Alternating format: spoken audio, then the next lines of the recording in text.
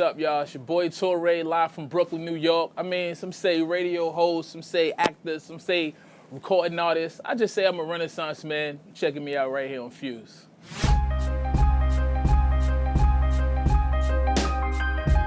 When I started making this album, I wasn't really, quote unquote, making an album. I felt like I had stuff on my mind and stuff on my heart that I needed to express. So I started just kind of calling around to the homies and I was like, yo, I need a beat. And you know, I ended up in the studio and I ended up recording stuff. And then I looked up and I had like 9 records. And I was like, wow, okay, so now it's time to make it an album and finish it up.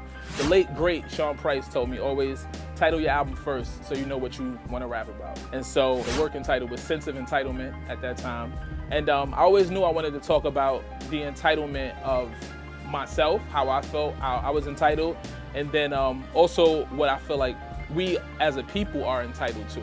So sometimes entitled has a negative connotation. Yes, I definitely felt entitled. I was like, listen, I'm a good guy, I know how to rap, you know, I brush my teeth, I take care of my kids. At some point, the universe is gonna make it right, and Russell is gonna come with the big check, and I'm gonna be a big star, and you know, so happily ever after. I'm in my 8th year. I put Daily Conversation out in January of 2008. And through this 8-year process and journey, I've learned that it's not promised to you and it's not given to you without you having to work for it. So that was one part of entitled.